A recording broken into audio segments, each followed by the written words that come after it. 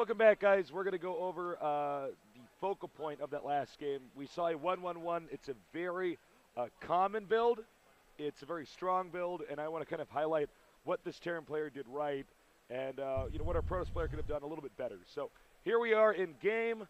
As you can see, the Terran is pushing forward. Now notice he's sieging up one siege tank at a time. Well, in this case, two at a time there, but he's basically leapfrogging the siege tanks forward and forward and forward. Protoss, if he wanted to delay this further, should have gone into the middle of the map and forced the tanks to start sieging up a little bit later on. The Terran player, in fact, did not even need to bring all of his SCVs. Most of the time we see them bring sometimes up to 80% of the SCVs. Now he's too close. Now is where it's scary because he could set up the point defense drone. The siege tanks are barely in range of the Nexus, and that's exactly what cost the Protoss the game. And look at those observers flying. They just got sniped right there. You can't keep them on the same hotkey. You just can't do it. You have to have them on different hotkeys. They have to be floating a little bit behind your army so that that doesn't happen. Not that that would have necessarily changed that game completely. Yeah, absolutely. I mean, it's a situation where, and by the way, if you want to copy a build and play StarCraft on the ladder, that's a good build. Don't become completely dependent on that build. Yeah. But it's solid. And I think we are actually going to take another quick little break. No. Or no, the players are actually ready. Yeah, they're ready. They're all set. Wanted to make sure. We're going to just jump right into it. Yeah. It's going to be on Metalopolis. Wow, we haven't gotten to cast Metalopolis in a while, man. This is the only like from the professional map that was released with the game. It's a good map. Yeah. It's been changed just slightly. Some different spawn positions taken out. No close spawns. Small alterations. No gold minerals anymore. All right. Over here in the top center starting location, using the 1-1-1 build and having a lot of success, we have Heart. Not very far away by air. Over here in the upper right, we have our player, a member of the team TSL, the SCV Life, Inori. Well, Inori, I feel like he played a little bit wrong last game. We went over it a little bit already, but if you're going to go Colossus to stop 1-1-1, you generally have to do that off one base unless it's a really late 1-1-1. And he didn't even take the quickest expansion, so everything he had was just a little bit too slow to deal with it. Now, again, as I said before, Hart is a pretty aggressive player overall. He doesn't really go into the very late game often. Not that he's always one-basing, but he likes to end it early. So Inori needs to keep that in mind and either counter that by attacking or counter that by really good scouting and really good defense. I feel like Inori's play in that last game was just too middle of the road. Nothing bold coming out of him. Yeah. Very generic. Yeah, yeah. Whereas, our Terran player, that's a very polarized build. Oh, that's certainly. a make it or break it build. Yeah, everyone knows about the 1-1-1. It's perhaps the most hated notorious. Build. Yeah. The notorious because Terran players like it. That's true. They're evil people, but they do like it. So, he has to be careful of maybe even hitting that again. In fact, in these spots, 1-1-1, not a terrible choice. But actually in these spots, I love things like Hellion drops. I think that that's one of the absolute best things to do in close spots Metalopolis.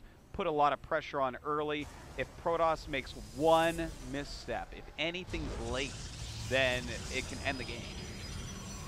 Yeah, that's you're absolutely correct. Also, I want to point out a little bit of a character here from Hart. He once again did not put the barracks over here. Mm-hmm. So clearly this is the way he plays. This doesn't mean he's going to do a 1-1-1 again, but it's interesting to notice the subtleties. And whoa, second barracks coming down here. And there's a very high chance that the probe is going to be able to sneak over there, avoiding the Marine. And he will see the tech route right now of Hart. Now, Hart could turn this into something tricky. Of course, just a 2 barracks pressure. It's a good build. You have to be careful, though. Protosses have come up with some pretty decent counter builds. But he could do something crazy like cancel the barracks. I don't think he's going to here. The barracks is already over halfway done. Canceling it at this point would actually just give you a slow, bad build. But Inori has to be feeling good. He knows a lot about what's going on here. And in fact is making a bunker. So he's, once again, he likes that bunker there. Do you feel like this is more for safety or more for deception? Seeing the bunker makes me think tech, and I think most other StarCraft players as well. Yeah. It says that I'm afraid that if you attack me, I'm going to die. Yeah, it could be. It could be either, but I think it's just for safety. I think he's just like, all right, this is part of the game I don't really like. You know, this is part that I die in sometimes. I'm going to build that bunker because I can always salvage it for 75 minerals later on. And in fact, we see there with those 2 quick units, if he had just those 3 Marines, those 2 units, they do a lot of damage. You know, they're going to kill off probably all 3 Marines, maybe an SCV as well. Yeah, he's playing pretty smart so far. Oh man, Inori's actually doing the same build as last time, just getting 3 gates. Will he attack this time with it? Well, we're going to have to see. Yes, he does get in there, and he saw all 3, yeah. Meanwhile, back over here in the Terran space, we just see him continuing to make a lot of Marines and Marauders. Anyways, so Concussive Shell just finishing up, and Stim starting next. Not the combat shields, which we sometimes see, but a 2 barracks build against a 3 gateway build. The 3 gateway build should be able to deal with. You know, if you're in a defensive posture, you're going to have more than enough units to stop it. This is a situation where both players are basically going for tier 1 units.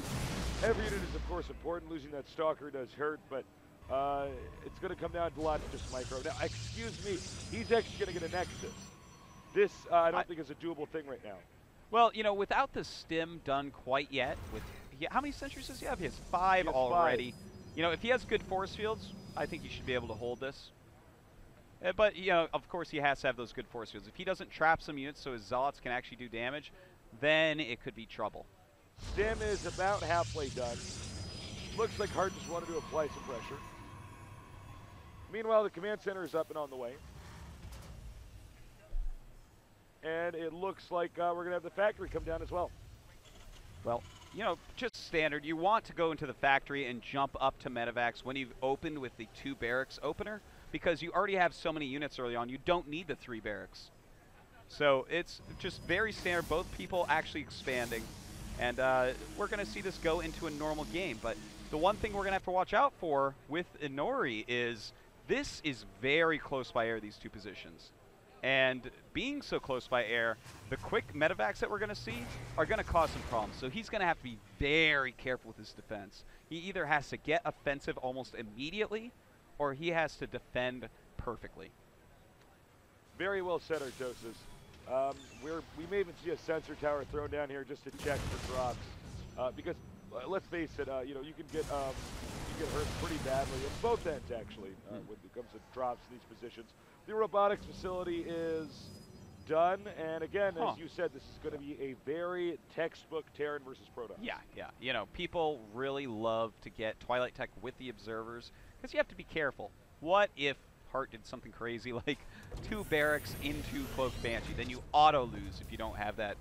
Well, I mean, Starcraft's also just this game of intel, so having, you know, more information on what your opponent's doing is going to give you a better idea of how to respond. So I'm always for getting the observer in the face game. Definitely. Well, both players have their expansions, and we are going to see medevacs coming out very soon here. Blink on the way. I think that's a great choice for these positions. Yep, combat shields also halfway done. Yeah, so, you know, again, this is like exactly the way that you would expect to see this if nothing weird or silly happened early on. Looks like we got the factory being used to scout here. Now this is really smart because you tend to want to use more infantry units generally in this matchup. You're not going to be making stuff out of the factory. You're not necessarily going to make Hellions or Thors or siege tanks. So why not lift it up, float it over to this region, and take a peek at what the Protoss is doing? Yeah, man. It's a great scout, something that came over from StarCraft 1, sending buildings in that you weren't using. Well, looks like he killed off an observer there, which is actually really good for him. He's going to bring that drop up, but there's a lot of stalkers in there. Oh, this is actually going to be very hard for him. No, he should not be engaging that with those stalkers. And some decent force fields, but it looks like we may have some buildings sniped here, and this is actually even pretty hard to look at everything, but no, oh, he's engaging completely wrong. You cannot be engaging Marines, Marauders, and Medevacs with just stalkers, and a lot of them will end up going down, but good force fields on the low ground here. Nice micro on the high ground by coLHeart, and it looks like he has defended this drop successfully despite losing a lot of stalkers there. That was actually pretty hard to follow. Yeah, it was kind of crazy back and forth, man. I feel like, you know, Hart overcommitted on the ground a little bit and did it just right in the main base. Yeah. He should have pulled back a little bit quicker, but it was a pretty even exchange there. Now, it looks like he may be going once again for drops here. Yeah. Just using this factory to know exactly what's going on at any point in time. That's right. We may see another expansion coming up here. The Protoss can certainly afford it. Looks like this probe is being directed over here. Good scouting. In fact, it's a scouting probe to see if there's any expansions. Yeah, very well done. And we do have this drop coming in now. He knows because he just flew his factory out that nothing's there. So he starts shooting immediately. We're going to have Inori come in here immediately. And he's got to be careful with those. He does have Blink to get away, but he does not want to lose any stalkers right now. And it looks like now he's going to be able to just pick up and leave. Actually, leaving behind a medevac, I think this could have been salvaged. Are you Will it be serious? anyways? Okay, And never mind. It gets away anyways. Well, right now, still pretty even here. The first Colossus is about to pop out, but Vikings are in production already. Supplies quite close, 107 to 96. And these two, I have to say, this game are very evenly matched. Yeah, it's been very few exchanges. Looks like, by the way, the probe will confirm the non-existence of the command center here. He hasn't built another command, right? Let me check. No? No. Yeah, see, this is very much like Heart. You know, if you take that third command center right now, the game isn't going to end for a while unless you accidentally die. Well, yeah, there, he throws it up. So a little bit quicker than I'm used to seeing Heart do it, but the Protoss is basically not going to be able to attack the Terran for most of this game because this little region over here, it's so easy to abuse Vikings to snipe the Colossi. that's true. So you got to be careful, or you could just not go Colossi. But then again, you don't really have you know, good surround area for a massive amount of units. So the Terran really gets to be the aggressor in this situation. Yes, indeed. Well, we have charge on the way. Colossus range as well. And Inori has to start thinking about taking another base. The way he's playing right now doesn't lend itself to an attack right this second. And in fact, yeah, he's sending his probe down. So their third bases look like they're going to be at very similar timings. Yep. And these two are really mirroring each other this game. It's really, really close. Around when the command center lands over here, well, the orbital, I should say, the Nexus should finish. So, yeah, I mean, they're neck and neck right now. There's no way to tell who's going to be in the lead. Yeah. Well, Ghost Academy is on the way. A good number of Vikings right now. In fact, let's check that out. He has 8 Vikings. Very well done with that. How many Colossi? We have if I could just 2. interrupt for 1 second. Yeah. He's doing a good job of scanning the obvious location where the observer is. That means less Colossi, which means his Vikings are stronger. Yeah. Little things like that can win you the game. And even if, you know, even if they don't remake the observer and thus don't have less Colossi, they have less intel.